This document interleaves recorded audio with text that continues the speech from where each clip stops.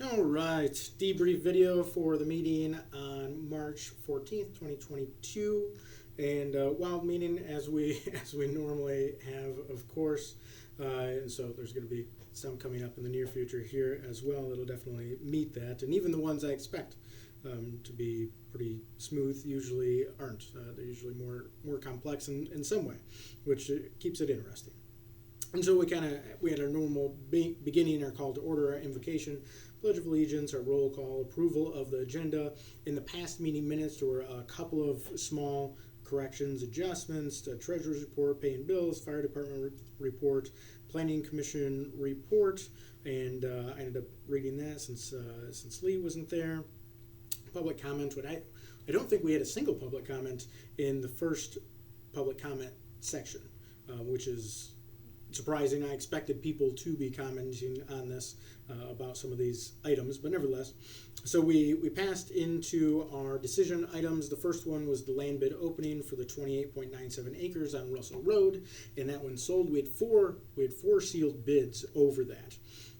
And that was put up as a minimum of $82,000 and sold for $211,000. And so it was surprising how much that it went for, and there were several bids over the minimum by a ways. And then the next land bid opening was the miscommunication on which parcels. So the correct parcels were appraised by the realtor, but the incorrect 4 parcels next to each other that were both looking at being done, the incorrect 4 were put on the paperwork last month. And so no one had bid on those. The next item is the 5.6 acres that was supposed to be requested, and that was put up for a minimum of $28,000 for those 4. We had ordinance 2022-01 that covered a few adjustments in zoning that the Planning Commission has been working on, including lot coverage, lake setbacks, terminal, transportation terminals, and site plan reviews, and that went through without any discussion. Ordinance 2022-02 for mobile food vendors went through. We've been talking about that for quite a while at the township, putting a new ordinance in place for that. And I'm pretty happy with the way that came out. It came decently on the side of freedom and allowing things to work and to happen. And so I think that came out quite well. The road brining, we looked at that and passed to have 1 road brining for the year, which is controversial because obviously all the dirt roads, 27 miles of them in Dalton Township, could use more than that. I feel like 3 times for brining over the year would be reasonable. The first brining we split 50-50 with the road commission, and so it comes out, if the paperwork in here and it's posted on the website, comes down to something like $24,000, a little bit more than that maybe, basically 25. All right, and so a total brining cost of $50,000 for each time. But that first time, the road commission splits it with the township. Every time after that, the township has to cover the full amount.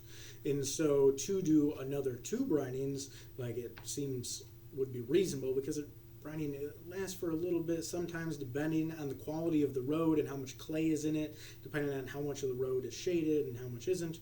But it's another $100,000 to add those other 2 in. So we passed the one.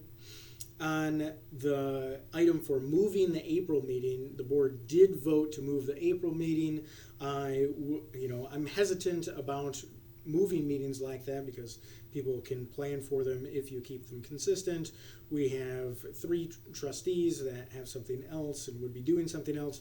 If we're missing just a little bit, or even if I'm missing from a particular meeting, there's a thing in place for that. The clerk starts the meeting, then the board votes on who's going to chair the meeting just for that meeting, and so not a big deal. You get into a worse territory, especially if you drop below quorum, then you can't vote on and decide things. So if you drop below 4 people, then you can't actually do any deciding in the meeting, and it's getting close to that point. If 3 say they're definitely not coming, if you miss 1 more, then you're out of a quorum, so not ideal.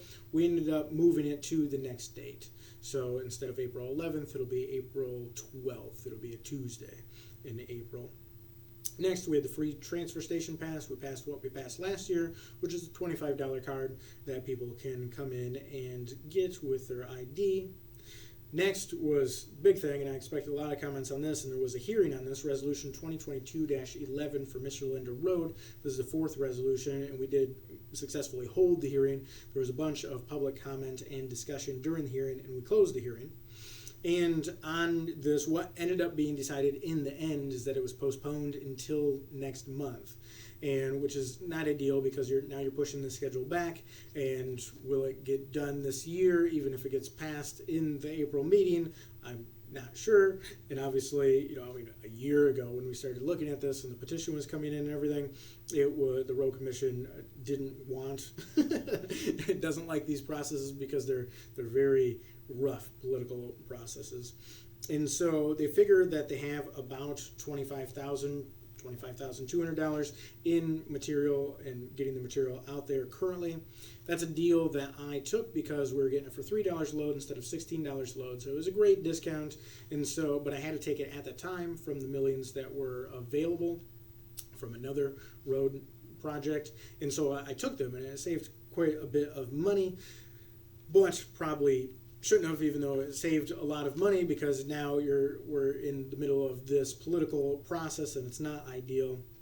The lawyer figures he has about $5,000 just into his costs, and then we have all of our notices and our publications that have gone out, and so that was estimated originally at the beginning of the process at about 16 grand, and so we're probably getting fairly close to that we have in. The Road Commission didn't want to give me a number on what it would take to complete the project if it didn't get paved, because it can't just be left the way that it is. And so they now have given me that the day after the meeting, and that's probably like another $60,000. And so a decent amount. We ended up, in the board packets, I included one written objection because that's how many we had at the time. After last Wednesday, we received another 5 written objections, and so that was surprising, and that would have been surprising for the trustees coming in because not what their board packet had in it. And then we had 2 trustees gone, and so I understand the postponing, but it's definitely not ideal for the situation and throws off the time frames on things. And on here I had, so I'd come up with 10 bad options. I figured on how this thing could go, and I won't read through all of them. I might as well. That way people know. It won't take too long. So the board could vote it down, and the general fund could cover the cost so far. The board could vote it down, and we could assess the cost so far.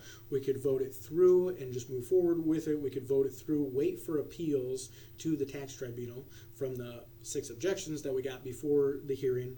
Right? You can't get ones after the hearing, although with postponing, I feel like we might get ones after the hearing that just won't actually count. Move forward, and maybe the tax tribunal gives no reduction to the people. I think that's likely. We could, as a board, vote it through, wait for appeals, move forward. They could end up with a partial reduction down the line, and the tax tribunals, the hearings themselves for that might take 6 to 12 months, so I'll be dealing with that for quite a while. And the general fund could cover the difference. The board could vote it through. We could wait for the appeals. We could move forward. There could be a partial reduction, and then we could do a supplemental special assessment to redistribute those extra costs among the other people, but then you have to go through this entire process again, and people can appeal to that, and that seems like a process that's definitely going to fail and go bad just over a long and expensive period of time. The board could vote it through, wait for appeals, move forward with it. There could be a full reduction. The general fund could cover the cost. The board could vote it through, wait for appeals, move forward. There could be a full reduction and a supplemental special assessment. The board could vote it through, wait for appeals, decide at that point to rescind it. The general fund could cover the cost. The board could vote it through, wait for appeals, rescind it, and then assess the cost so far. And so none of those are great options. I think, when people... once it passes, people have 35 days to object to the special assessment going through, and we're just to the point of the board deciding now, and the board has to decide and then decide. And that's why a lot of these things are killed at the beginning, and why the Road Commission doesn't like them, because they end up being this mess of people fighting, and essentially you have something like a tragedy of the commons, it's called in economics, with the potential of a free rider problem. And so it's not ideal, and then essentially people are trying to fight through a third party to try to get other people to pay without them having to pay. And so they can also be that the township would require an escrow up front on a process like this. So that is an option. And so I mean that's the way that came out. There were a bunch of comments on it. I'll bring it up for the April meeting, which the meeting is moving by one day, but I'll bring it to the April meeting for the board to vote on, and hopefully gets resolved, goes through, and we continue on with things.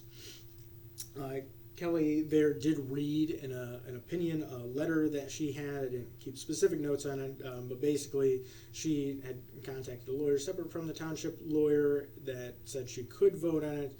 I had, because I've been talking to the lawyer lots about the appeals and everything, I had gotten an opinion from the municipal lawyer that she should abstain because she lived on the road and should have abstained from the previous ones, which makes sense. I just didn't catch it at the time, so she had voted on those, so that was a little contentious and interesting. The next thing we had was Resolution 2022-12, and that would have been for the bond, but obviously we're not going to vote on the bond for a resolution for a special assessment that we haven't approved as of yet. The time frame on this, by pushing it back a month, the attorney that was working out the bond attorney, he said that it shouldn't mess up the time frame on getting that bond through the bank. The property sales revenue that we've generated so far, we did a motion to allow that to go to the sewer fund debt, which is obviously a big thing we've been discussing, a major issue that's been being put off for a long time by the township, and is, well, it'd come to a head because the account would go 100% to zero in 2025, and so working on tackling that problem. And those rates are going to have to go up, and we got a rate study on that. But the township, by acquiring the Wayside property, or 2900 Whitehall Road, had acquired debt as well, and I don't know what the original plan was with that. It wasn't a very good plan, whatever it was. The whole sewer project in 06 did not go well, obviously. And so the board is moving forward with paying that debt down, which means that the rates won't have to come up so much on those, but they have to come up. And part of the reason those rates were never raised, I believe, is because there were the two major court cases that went to the Michigan Court of Appeals, and odd to raise the rates in the middle of that. You just end up in court over that, I assume, too. And odd to raise them right afterwards. I'm sure people were hesitant to do it, so they fell behind. And we're even paying more to the maintenance on the one we share with Muskegon Charter than we're collecting in rates. So odd situation, but working on sorting out all of those messed up finances. And then we had 4 separate motions for putting the new deputy clerk onto the bank accounts, because that's how they have to be in the meeting minutes for the banks to accept them. And those went through. We had 2 discussion items. One was the Beagle Pavilion, about whether we should be renting it out with a contract. And the basic notion seems to be among the board that that would be reasonable, but we should make sure that the pavilion's in better shape, especially considering the electrical out there. And so it might end up for now, for a while, as just a first come, first served basis, which is reasonable in a situation like that as well. And then once we get some work done, to have a thing where people can come in and reserve it and pay a small fee. And then we had the senior millage money, which everyone seemed fine with. We'd spent the money before. We'd allocated it towards snow plowing, and that seemed to go well. I called all the people on that list and was able to talk to most of them that had used the service. Mostly good feedback. A few criticisms on some of the quality of the service, sometimes some miscommunications. And then I'd also asked them and the board in this meeting about moving forward with allocating the rest of the funds toward the Safe Seniors program for funding the officers in the county that pursue senior scams specifically. And so we'll move forward with that. And then going into the second public comment section, there were quite a few comments at that time, quite a few comments over the positivity of the project on Michelinda, which is interesting that they didn't comment in the first comment, but the second comment got quite a few of those, in which I mean, the road commission tries to put out there that it's going to come in at something like $1 million a mile. It depends on what's there already, what the base is, and that type of thing. And so they had originally quoted this project as significantly less than that, almost a third of that price. So let's see, total estimate of cost, if you add everything up, would have been $364,656 is what they put it in at. So less than half, significantly less than half, not quite a third of their $1 million a mile mark. And then they cover 25% of that, so the township would cover the rest, 75% of that, and through the special assessment from the people on the road. And then because we were able to get that discount on material after you adjust the cost, the total estimate of cost for the project is $268,403. So almost $100,000 less, $96,000 less. And then obviously the 25% adjust for that, and so the total to be assessed is $211,001. And so just a little over $200,000 is a very good price for that, much lower than expected. And so I obviously wrongly did not fully expect all of those objections in the last couple of days before the very last resolution. And so that was a little surprising, but then we ended up getting positive comments at the end of that meeting as well about moving forward with it. And then very unexpectedly to me, maybe known to other people, but not known to me, Kelly resigned, and so she read off a letter that she had written about resigning from the position as of March 30th. And so that kicks in this whole process.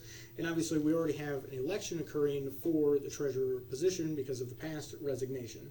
So within the next couple of weeks, most likely, the board has to appoint a treasurer to fill that position. And then there's going to be an election with a primary in August and a general election in November. And so we have one person that's filed before going into the election so far, and we'll see if there's more. The very unideal situation would be that if the board appoints someone and then someone else wins the election. And so then we'd have a switch and then a switch. The board hopefully it just comes out like this, appoints the person that also wins the election, but that's very hard to determine when you're trying to guess at how board votes are going to go or how elections are going to go. It's very difficult to do that and be accurate and be confident in that. So we have to see how it goes. But I'm working on sorting that out. There's another potential legal process where we appoint me to carry out for a limited time the duties of the treasurer. Obviously not ideal. We're not in a situation where we have a bunch of ideal options. And so that is something I can look at more over the next couple of weeks before we have to get this done. I'm not sure exactly how that works, so I'll have to consult with the lawyer about that. But that's the process moving forward, and so we'll see. We'll know relatively soon. I believe the cutoff date is halfway through April, essentially, for people running for office for the treasurer position this year, with the primary being in August, the general in November, just like your other major elected officials that are going this year, such as the governor for election.